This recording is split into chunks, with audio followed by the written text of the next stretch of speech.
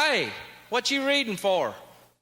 Hello and welcome to my YouTube channel where I talk about books, literary, horror, classics, and contemporary. I am a bit under the weather today, but I am not going to let that stop me from creating content. I am committed to putting out videos 3 times a week. If you like books or looking for reading recommendations or simply like content about people with opinions about books, I'm glad you clicked on my channel. I hope you enjoyed the content and I hope you consider subscribing. My channel is in a bit of a slump at the moment, to be honest with you. So I have decided for today's video to give my top 5 favorites from Daphne du Maurier. I love me some Daphne du Maurier. She is my slump buster. Whenever I am in a reading slump, for example, reading several books in a row that don't really work on me, I'm not able to connect with the material, then I will reach for a Daphne du Maurier book because I just know without a doubt that I'm going to like it. There's always good suspense and intrigue in her books that keep me turning the pages. She also does a great job with the settings, whether it's her home Cornwall, England, or the north of France, south of France, or the Pyrenees. She always does a great job placing the reader in her chosen locations and making for an immersive reading experience. From 1927 to 1972, Daphne du Maurier put out 17 novels, a couple of plays, and 4 short story collections. I have not read them all, but I have read quite a lot of them, and her work never misses on me.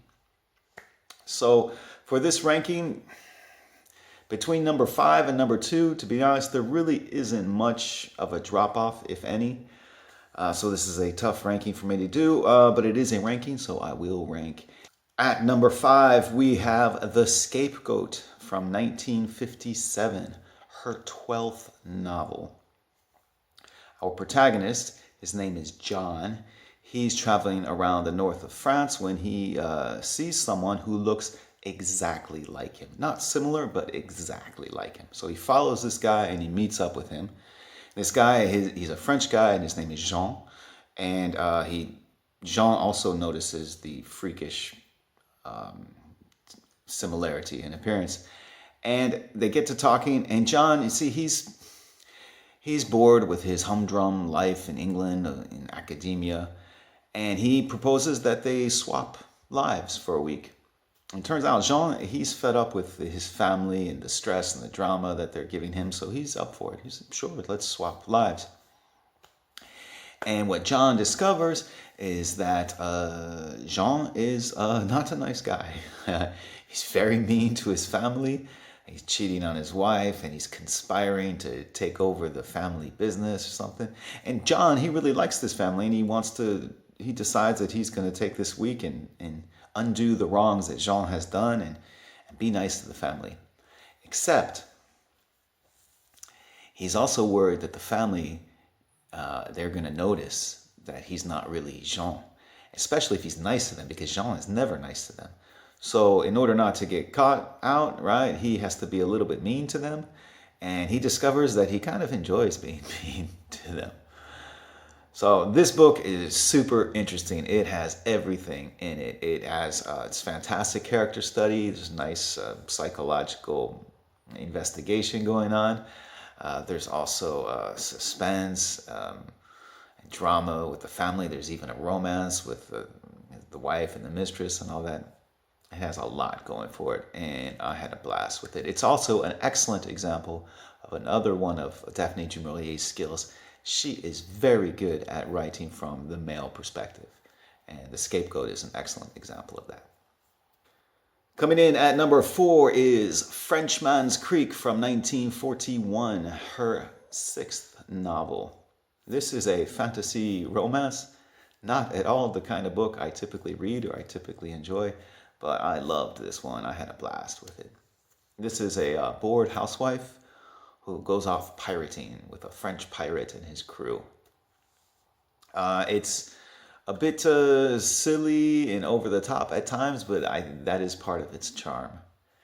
And it's a classic for a reason. Coming in at number 3 is her mega hit Rebecca from 1938. This is her 5th novel, her most famous, her most widely read. In fact, it's one of the most widely read books of the 20th century. I have seen this book marketed as a mystery. I've even seen it come up on horror lists. For me, it's not horror or really mystery. I mean, there is a mystery aspect, but for me, that's not why I love it so much. I love it for its interesting character study. There's this young woman. She does not have a name. In fact, she has really no identity, which is kind of the point of the story. She's a poor woman, and she works as a sort of valet to this rich woman. And her whole identity is being this rich woman's servant. And they're in the south of France. Well, they're in Monaco, actually. And there is this handsome, wealthy widower named Maxime de Winter. And he notices this young woman. He's stricken with her, and he asks her to marry him. So all of a sudden, she thinks that she's going to get this identity. She's going to be Lady de Winter. And so she goes back with her new husband to England, and his first wife's presence still looms over the house, and it looms over her husband, and it looms over their relationship. Not as a ghost, but in a different sort of way. Rebecca. There's a great passage in this book about the calligraphy of the letter R. It's fantastic. This is a beautiful story in a Gothic setting. It's a fantastic character study about identity and other things. And there's a mystery aspect to it as well. At number 2 is her short story collection, The Birds and Other Stories. There are 6 stories in this collection. The Birds, probably the most famous because of the Alfred Hitchcock movie adaptation.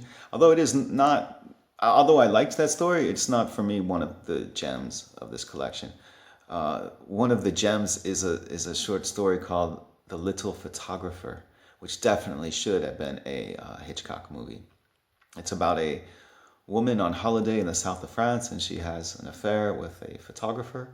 And that's all I'll say about the plot. There's also another story called Mont Veritas, which is, I believe, in the Pyrenees, and it's about this a mountain or parts of the mountain that is rumored to harbor a secret sect that attracts and keeps young women. It's a proper horror story, almost Lovecraftian. In fact, this whole collection is her most horror-y work.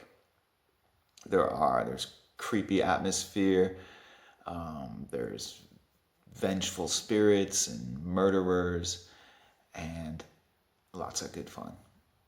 And at number 1, as my favorite work from Daphne du Maurier, is My Cousin Rachel from 1951, her 10th novel. Now, to me, this reminded me a lot of Rebecca. It's similar in tone, and I think it makes a really good companion piece to Rebecca. But it's like Rebecca, but told from the male point of view. Even though the stories are different, it just gives off this similar vibe. It's a character study with a mystery in the background. There's this guy, our protagonist. He is not interested in women at all. He is just happy to run the household and run the family business with his older brother. And then one day his older brother goes off to Italy and he doesn't come back. He says that he has fallen in love and gotten married and he's going to stay in Italy a while. So the protagonist, he thinks, oh, that's strange. A woman, really? And but he's happy for his brother. And his brother sends him letters, and his brother, eventually the letters start to take on a kind of strange tone because he's fallen sick. And he has a fever, which is messing with his head, or maybe his wife has poisoned him, as he claims in some of the letters. It's kind of strange. Eventually, the brother dies, which is tragic. And so our protagonist, he's left wondering if his brother died of a fever or if his wife poisoned him. Eventually, the wife, this titular Rachel, she comes to visit to England to pay her respects. And our protagonist, he's not accustomed to women. I mean, he's been around English women, but like an Italian woman, like a mature, stunning Italian woman. So when she comes, he is just he's stricken with her. He finds her stunning and beautiful, and he's infatuated with her. He doesn't know what to do with himself. He's just consumed by his infatuation.